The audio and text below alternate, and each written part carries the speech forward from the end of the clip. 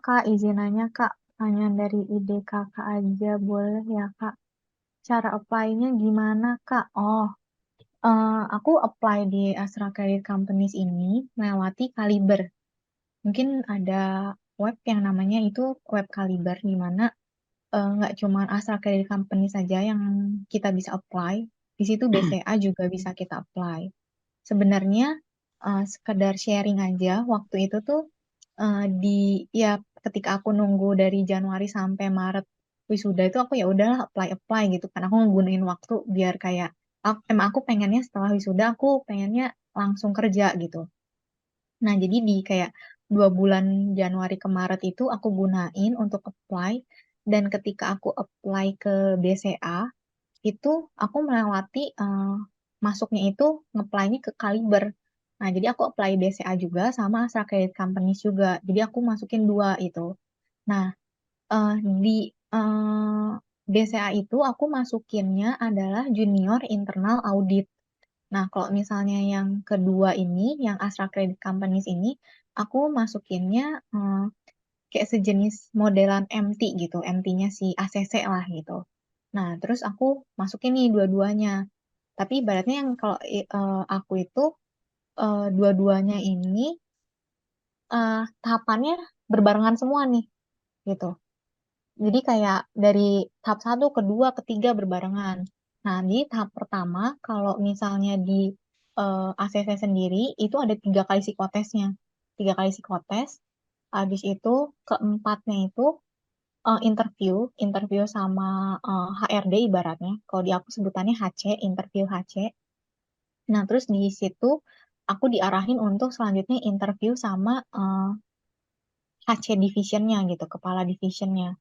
Dan di situ aku ditanya, karena emang aku ibaratnya apply ke si ACC itu untuk modelan MT yang harusnya ke cabang-cabang. Jadi eh, aku nggak begitu mau gitu loh sebenarnya, karena kalau misalnya MT ya tuntutannya kamu harus mau di rolling di seluruh Indonesia, sedangkan ACC sendiri ada 76 cabang gitu. Jadi bisa di Aceh, di Makassar, di Kalimantan gitu bisa. Bahkan ACC sendiri ada di cabang Papua juga gitu. Dan tipeku bukan yang ke orang cabang gitu. Nah, terus aku ya udah terus terang aja ketika di interview sama kepala HC-nya gitu, HC divisionnya. Kalau misalnya sebenarnya sih saya nggak begitu mau kalau misalnya di kecabang gitu. Nah, dan kebetulan di head office itu di tempat RIS memang ada kosong satu, eh, dan emang orang RIS yang aku bilang tadi itu banyaknya diprioritaskan orang matematika gitu. Jadi aku diarahkan dari HC division itu ke eh, HC ke risk division aku yang sekarang namanya Ko Usman. Di situ aku apa interview terakhir sama dia gitu. Sama risk division headnya aku yang sekarang ini gitu. Jadi eh, agak panjang sih. Jadi 3 kali psikotes, terus 3 kali interview. Bahkan 4 kali interview sebenarnya. Jadi sebelum sama Ko Usman yang risk division aku sempet di apa di interview juga sama BM-nya, branch manajernya yang di Medan gitu. Jadi aku udah kayak agak ketakutan tuh, waduh, kok interviewnya sama BM yang di Medan. Ya udahlah, aku udah terus terang aja. Jadi menurut aku ketika kalian interview itu ya kalian jadi apa adanya diri kalian gitu. Kalian menjual value-nya kalian, dan apa yang kalian mau itu diutarakan gitu. Jangan sampai ketika kalian udah oke offering, kaliannya sebenarnya kayak apa ya, setengah hati gitu, ya jangan kayak gitu. Jadi emang utarakan aja gitu, karena dari harusnya dari perusahaan itu tempatnya HC atau HRD akan posisi di eh, menempatkan posisi kalian di tempat yang tepat gitu. Makanya aku terus terang aja aku nggak mau gitu kalau misalnya harus di eh, luar Jakarta gitu. Aku pengennya di Jakarta head office. Aku langsung langsung itu menurut aku tipsnya ya. Langsung tek aja kasih tahu gitu. Kalian maunya apa gitu. Karena ketika kalian menjual value yang baik dan kalian mau apa, mereka juga ibaratnya, oh ya, dia punya value yang menjual dan dia maunya apa, oke gue tempatinnya di yang tepat gitu. Nah, sama halnya sebenarnya itu BCA itu aku juga keterima gitu. Tapi jadi eh, saat interview user yang kedua mau ketiga itu yang kepala HCE itu nanya ke aku kalau misalnya kamu lagi apply di mana gitu. Terus aku cerita, ya ada apply sih di company lain. Oh ya, boleh tahu nggak? Ya diomong aja nggak apa-apa. Saya pengen tahu aja. Ya udah, eh, menurut aku bersikap jujur aja sih. Nah, aku langsung ngomong kalau misalnya, iya sebenarnya ada di BCA sih, Bu, aku bilang. Eh, oh, dia nanya tahapan keberapa? Aku bilang, oh ya, dari interview satu mau ke interview user kedua gitu, aku bilang.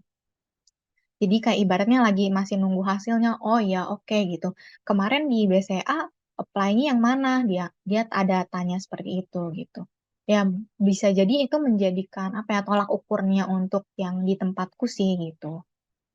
Gitu. Jadi kayak ya udah kayak menurut aku dari tips aku sih kalau misalnya interview kayak gitu jadi apa adanya diri kalian dan kalian bisa jual value-nya kalian ditekenin itu di bagian apa dan kalian pengennya apa ya dikasih tahu aja gitu.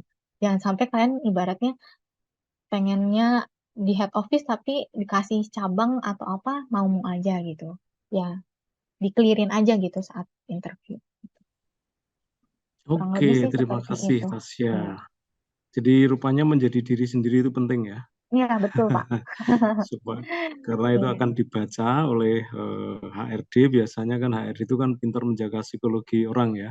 iya Ini betul. seperti apa orangnya dan sebagainya. Iya, Maka penting sekali menjual sesuai dengan jati diri kita. iya betul. Nah, ini Jangan tips jadi yang kayak bagus orang ya. lain, jangan. Kayak itu Iya, HRD bisa tahu gitu. iya. Maka di angkatan 2023 kan kemarin di kelas saya kan menjadi diri sendiri itu penting sekali. Mm-mm, iya Jadi betul. dibekali itu ya. Oke, ada lagi. Silahkan. Oh iya, Nadia, Pak. oh Nadia Ursula Nadia. ya. Nadia, Eh, Nadia. Oke, Nadia. silakan. Ya, silakan. Tes, suaraku masuk nggak ya, Pak? Oh iya Suara udah masuk masuk. masuk. Ya. Sebelumnya perkenalkan Kak, aku Nadia dari angkatan 22. Nah, di sini aku mau nanya soal apa itu namanya manajemen risiko. Nah, sebelumnya maaf Hmm, Kak, sebenarnya tuh aku masih new banget dengan manajemen risiko gitu. Jadi masih rada bingung soal ini. Nah, hmm, pertanyaan saya itu menurut pengalaman kakak itu gimana sih membentuk suatu pemodelan matematisnya atau algoritma sistem untuk menganalisa manajemen risiko yang kakak sedang kerjakan gitu. Itu variabel-variabelnya itu seperti apa? Apakah contoh-contoh pemicu risiko yang kakak bilang tadi itu termasuk salah satu variabel untuk pemodelannya? Itu aja sih pertanyaannya kak. Terima kasih. hmm. Iya, silakan. Ya, terima kasih. Terima kasih bagus banget pertanyaannya. Oke. Iya, kebetulan di tempatnya aku itu kita ada 9 jenis resiko yang emang perusahaan kayak fokusnya di situ gitu. Ada resiko yang pertama ya, aku sebutkan aja. Ada resiko kredit, resiko likuiditas, resiko pasar, resiko operasional, terus ada resiko hukum, resiko reputasi, lalu ada resiko strategik, sama yang resiko intragroup, sama satu lagi apa ya? Hmm, Iya, ada satu lagi. Nah, kalau memang dari 9 jenis resiko ini, itu ada pecahannya lagi, seperti resiko kredit.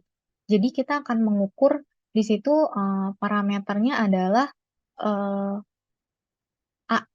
apa ya, AR principle tuh kayak misalnya kita ngukur eh, seberapa performance bagusnya dari orang yang melakukan kredit ke kita, misalnya dengan overdue yang lebih dari 10 itu performance-nya kayak gimana sih? Terus yang overdue 30 itu seperti apa?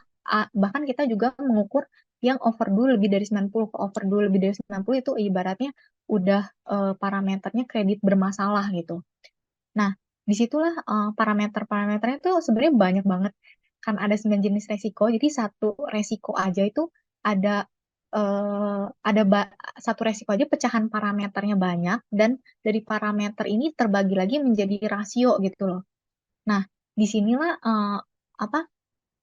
Seingat aku untuk 9 jenis resiko itu ada 100 lebihan parameter gitu. Nah, di situ kita ngukurnya tuh kayak gimana sih, ngemodelingnya gimana sih. Nah, kebetulan untuk di 2024 ini ada project tempatku yang sedang lagi diajukan untuk eh, jadi tempatku ini masih menurutku masih secara manual nih, nggak belum begitu automation lah gitu. Nah, makanya di 2024 ini kita ada membangun project, jadi sistemnya ini pengukurannya tuh udah by system gitu. Nah, di by system ini yang kita olah gitu loh, olah datanya, kita masukin juga input parameternya dan kayak rumus-rumusnya kita olah. Jadi nanti keluaran hasilnya ini divisualisasi datanya menggunakan Power BI. Nah, di sini nih orang matematika menurut aku yang bisa nangkepnya lebih cepat gitu, karena kan di eh, Sanata Dharma sendiri kan udah menggunakan Python. Nah, di tempatku ini dia menggunakannya untuk visualisasi datanya menggunakan Power BI gitu. Nah, tapi kalau misalnya di RIS MIS itu kayak informasi aja, dia menggunakan pemrogramannya SAS. Nah, eh, cuman yang SAS ini memang agak berbeda aja sih dengan Python menurut aku. Menurut aku pribadi dibandingkan Python, Python masih lebih apa ya, kayak mudah lah untuk dipahami gitu. Kalau misalnya SAS itu kayak ada sintak-sintaknya sendiri yang kita harus pahamin gitu. Jadi dia berbeda gitu. Gitu. Tapi untuk bagian aku sendiri, aku nggak memegang pemrograman SAS itu. Jadi sebenarnya saat aku masuk ACC, aku 6 bulan itu di RIS Policy. Di RIS Policy itu juga mengolah data dan dia menggunakan SAS, tapi nggak sebanyak di RIS MIS. Karena kalau RIS MIS dia full 1 hari kayak ibaratnya menggunakan pemrograman SAS. Tapi kalau misalnya di RIS Policy, itu ketika kamu membuat report, ya kamu coding dulu untuk ngehasilin itu tuh, untuk tahu raw datanya tuh seperti apa, baru kita olah kan untuk divisualisasikan datanya gitu. Nah, itu aku di RIS Policy itu ya 6 bulan, kurang lebih seperti itu, membuat report nanti kalau misalnya nggak bagus, nanti akan dari departemen mengeluarkan kebijakan nih, kebijakan apa yang harus kita keluarkan gitu untuk mengurangi hal jelek itu. Misalnya performance, misalkan nih performance dari Toyota, tapi Toyota bagus-bagus aja sih, maksudnya performance dari Isuzu, Daihatsu nih kurang gitu. Kayak kita harus melakukan kebijakan apa gitu. Dan misalnya kalau kita akumulasiin lagi nih, kita cari tahu, oh ternyata yang jeleknya ini untuk brand Isuzu, Daihatsu ini dari eh, misalnya daerah Sumatera gitu. Oh, Sumateranya di branch apa gitu. Oh, kita bikin kebijakan apa gitu. Jadi adalah ya maksudnya dari yang kita eh, programin, terus kita ada hasilnya keluar, itu membuat suatu kebijakan. Nah, kebijakan ini yang menjadi kontrol juga gitu. Jadi makanya itu saling berkaitan lah gitu di Departemen RIS itu. Kurang lebih seperti itu ya. Oke, Kak. Ya, Makasih. ada lagi Nadia? Cukup. Eh, Mungkin satu lagi, Pak.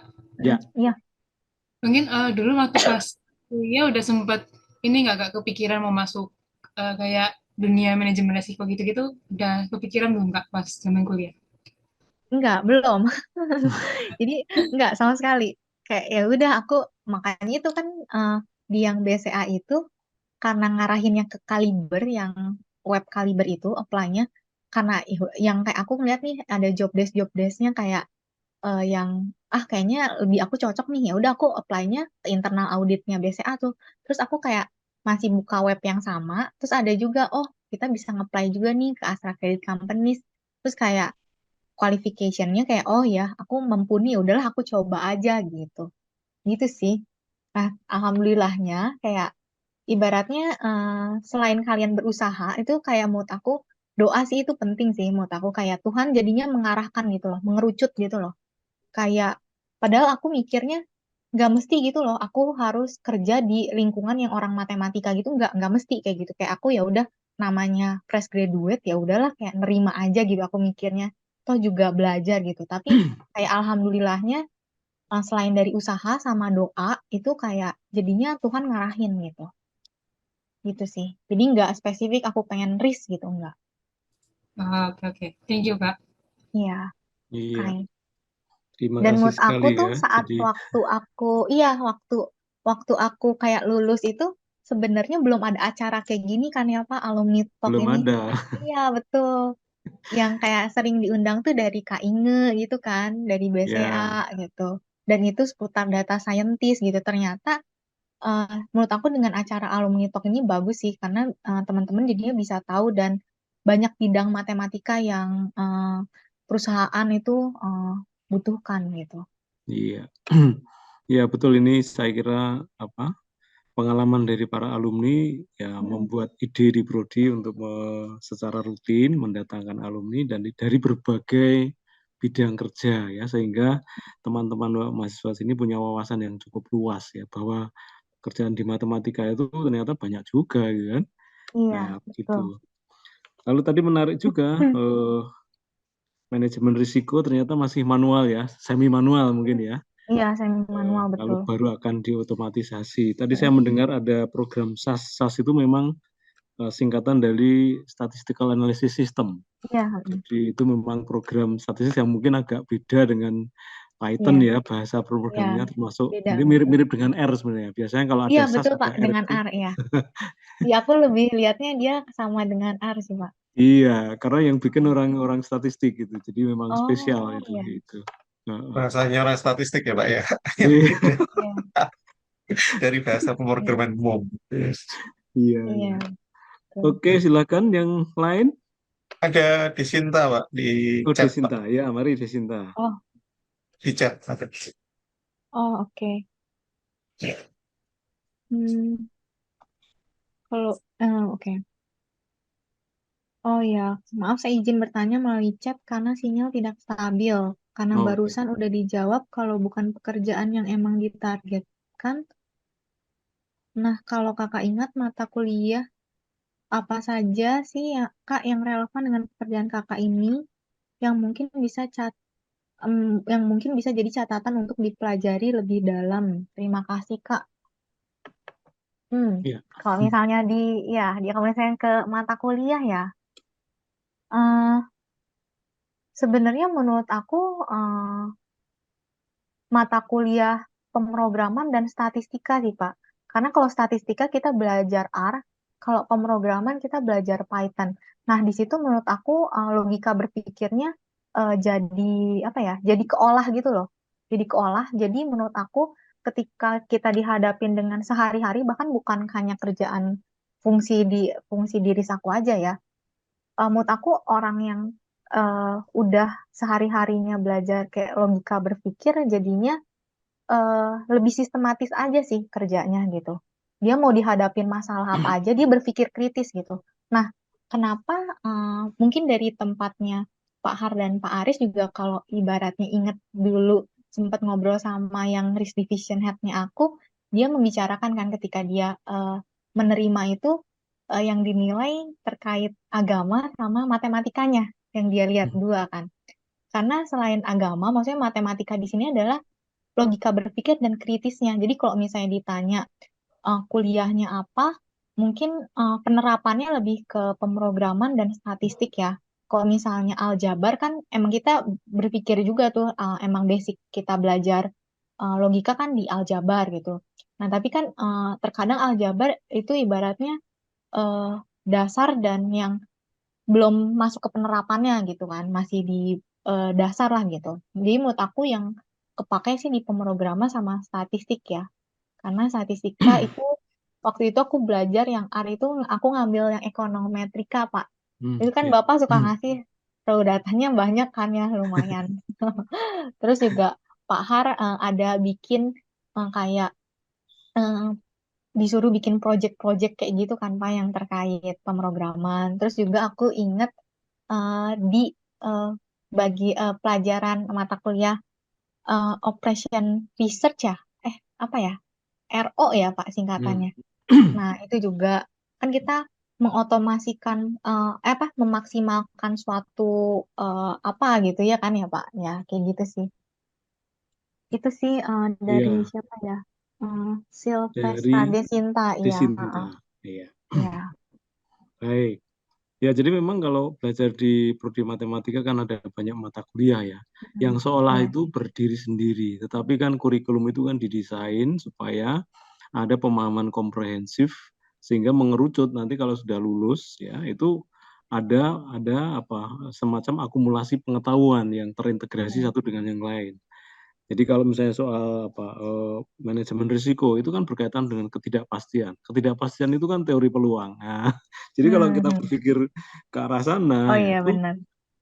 digabungkan dengan logika dan sebagainya untuk berpikir kritis, maka apapun yang kita hadapi permasalahan itu kan kita bisa bisa apa modelkan gitu ya. Lalu kita Hmm, bisa menerapkan berbagai teknik optimasi, minimisasi dan sebagainya itu kan yang kita pelajari.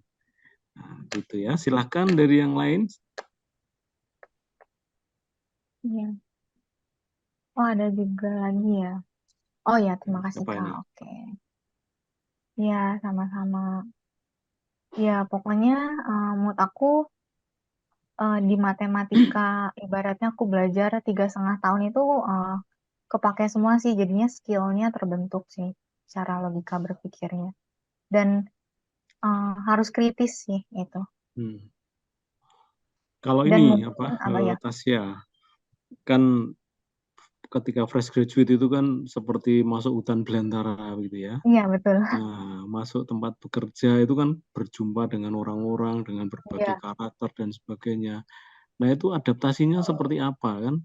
Apa hmm, kan kita dari tidak tahu apa-apa di tempat kerja, lalu kemudian harus menghadapi pekerjaan yang tiba-tiba mungkin diperintahkan oleh atasan. Nah, iya coba ini situasi ini seperti apa? jadi mungkin pas awal aku kan karena udah terbiasa lingkungan Jogja gitu ya. Hmm. Sebenarnya aku orang Bandung, tapi aku ke Jogja karena emang seneng di Jogja gitu, kultur Jogja. Jadi makanya kenapa memutuskan untuk ke Jogja dan aku pengen nyari yang matematika swasta gitu. Dan ketemu Sanata Dharma.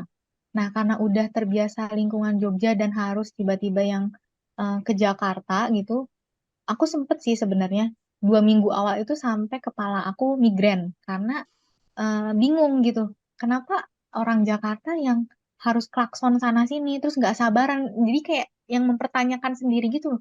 Loh kok orang sampai kayak gini ya? Jadi pusing kepala sendiri. Nah, menurut aku itu juga ada kultur shocknya sih.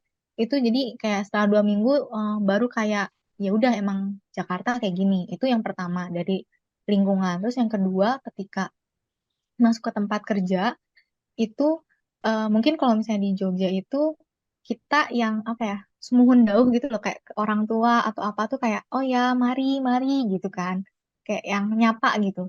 Nah tapi teman-teman jangan kaget ketika di tempat kerja kayak selif atau apa ya kayak cuek-cuek kayak gitu emang kayak ya udah memang modelannya seperti itu gitu loh bukan artinya jahat jutek gitu enggak tapi emang pas awal juga aku merasakan kaget itu. Nah, karena aku mikirnya loh kok kayak cuek jutek gitu ya gimana aku belajar ini kayak nanyanya jadinya nggak enak nih. Mau belajar kerjaan ini gimana nih? Kalian kayak yang apa ya? Kalau bisa dia dari kuliah sendiri udah ikutan organisasi sih. Makanya aku waktu di Sadar itu aku masuknya himpunan mahasiswa matematika gitu. Karena emang aku ngerasa skill untuk berbicara aku tuh kurang gitu loh. Untuk berhadapan sama orang tuh kurang gitu.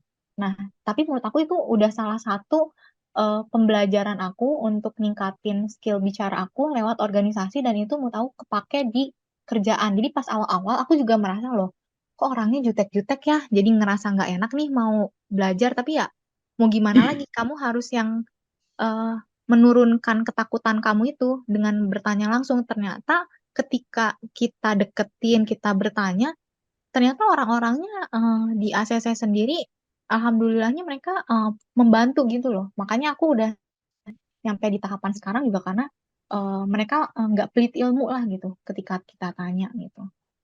Tapi kalian juga kayak tahu sikon juga ketika emang eh, temennya apa lagi dikejar deadline atau apa kalian jangan yang kayak nyeruduk tanya mulu gitu jadi maksudnya ya kalian lihat waktu lah gitu makanya dengan cara berorganisasi itu salah satu eh, nambah skill yang baru sih menurut aku dalam berbicara gitu dan pendekatan ke orang. Jadi apa? Rupanya soft skill sangat penting ya dalam Iya, betul. komunikasi di tempat bekerja ya. Iya. Jadi orang nggak boleh baperan ya. Iya, betul banget.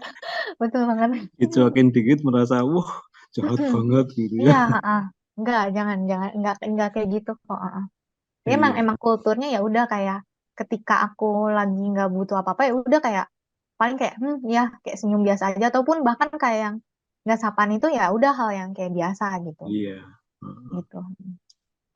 Oke, mari silahkan. Ini yang sudah mau lulus nih tadi. Diam saja, Oh iya. biasanya kamu banyak ngoceh nih.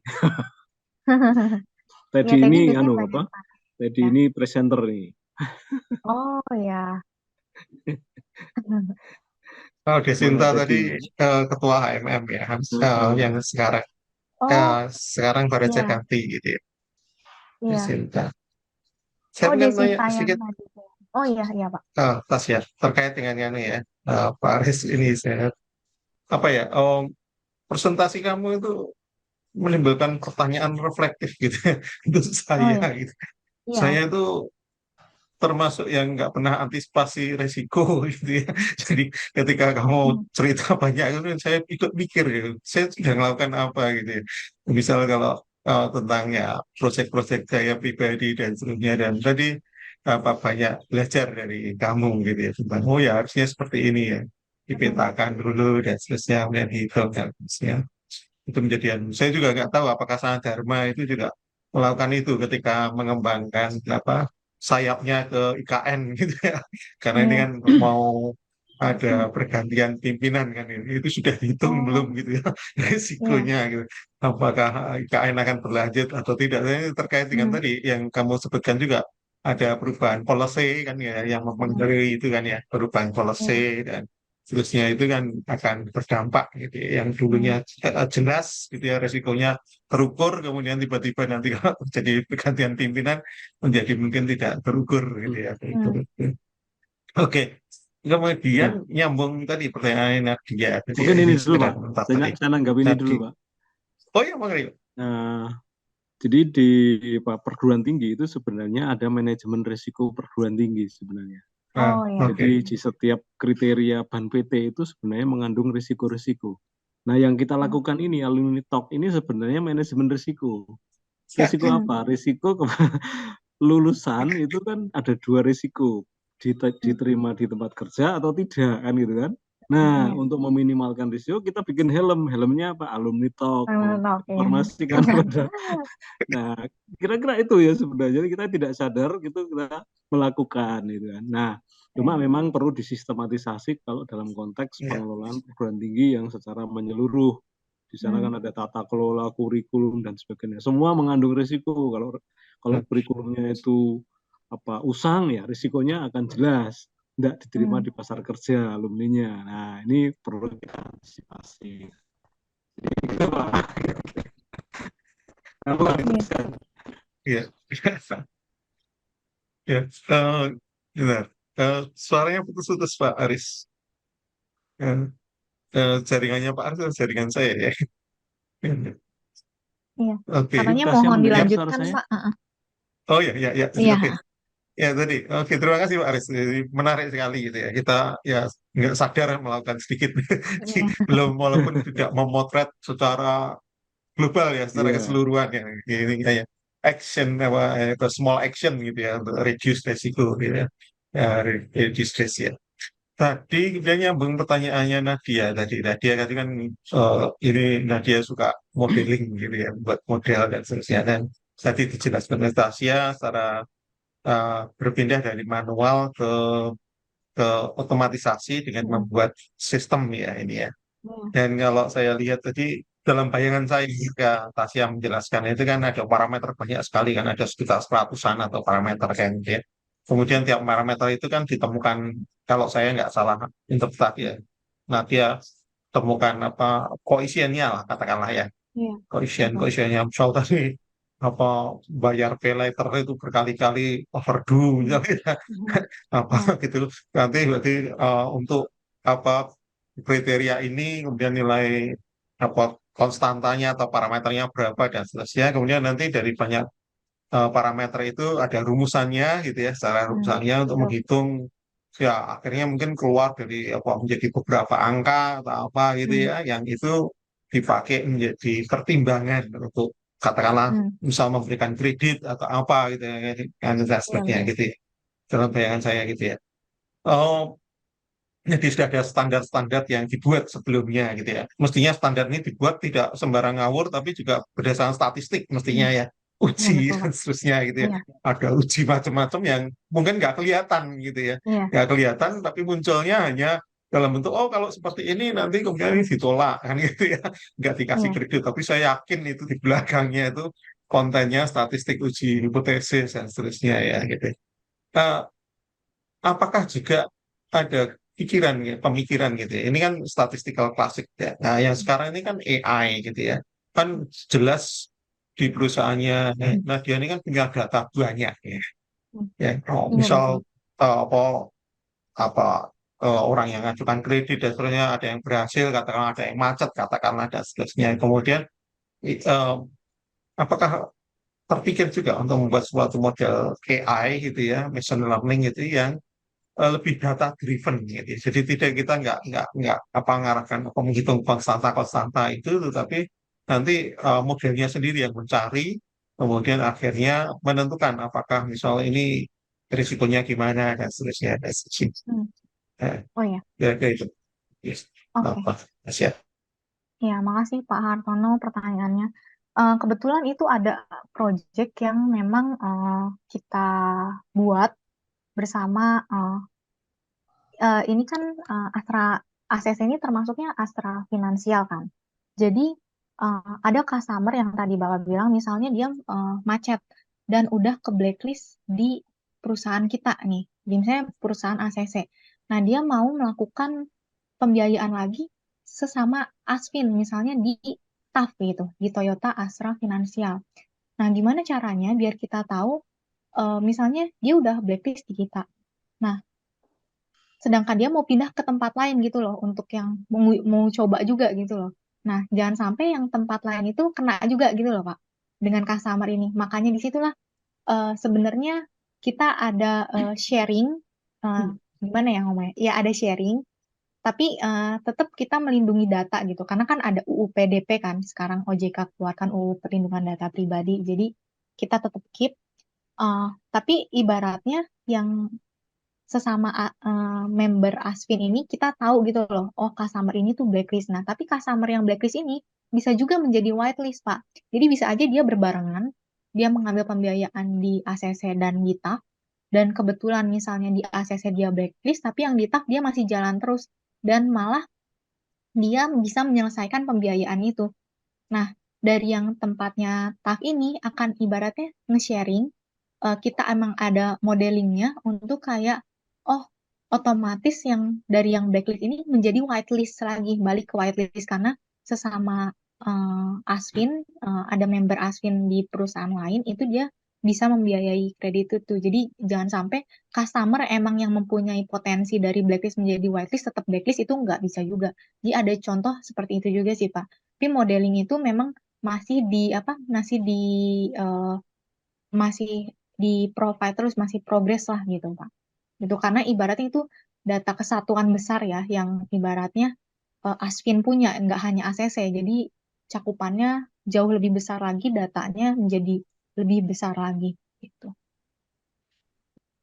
Itu kurang Oke, lebih terima ada kasih. yang seperti itu ya. Oke. Eh, Baik, terima kasih. Masih ada 4 menit, barangkali satu pertanyaan kalau ada. Oh Ada ya, dari Desinta lagi. Silakan. kalau dari tadi dengar cerita kakak itu kan kakak selalu semangat buat belajar hal baru dan gimana caranya pokoknya buat hadapin situasi yang sulit kayak nggak baperan, cari soft skill di organisasi. Aduh, iya makasih banget, keren banget Kak. Tapi pasti Kakak juga pernah hadapin struggle yang mungkin berat juga ya Kak. Oke. Nah, kalau boleh tahu apa motivasi Kakak yang bikin tetap kuat buat langkah maju Kak gitu. Ya, ini kan tadi kayak cerita yang kayak emang baik-baiknya lah gitu ya. Pasti ada juga cerita struggle-nya betul. Eh, Apalagi misalnya tuntutan kerjaan ya. Dan ditambah tadi yang aku bilang kalau misalnya di ARM ini adalah luarannya perusahaan gitu. Jadi hubungan kita nggak cuma internal terhadap fungsi tapi eksternal.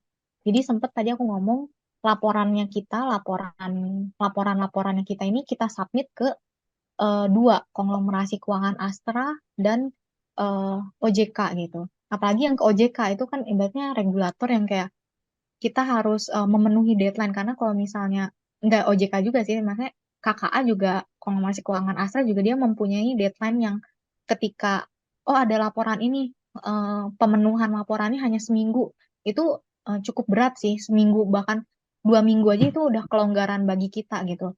Itu suatu apa ya pressure juga kan dalam kerjaan gitu. Jadi nggak cuman enaknya aja kayak misalnya keluar kota pergi enggak, tapi deadline dan hubungan kita dengan OJK di mana kita memberikan laporan yang pasti OJK akan ada pertanyaan ataupun ada suatu pemenuhan ataupun audit dari OJK juga aku ibaratnya dari tempatnya kita itu terlibat kayak kita harus terbiasa diaudit gitu loh. Dan pertanyaan orang audit kan itu kayak ya ada nggak evidence-nya, ada nggak buktinya gitu. Jadi di mana di situ termasuk pressure juga gitu ya.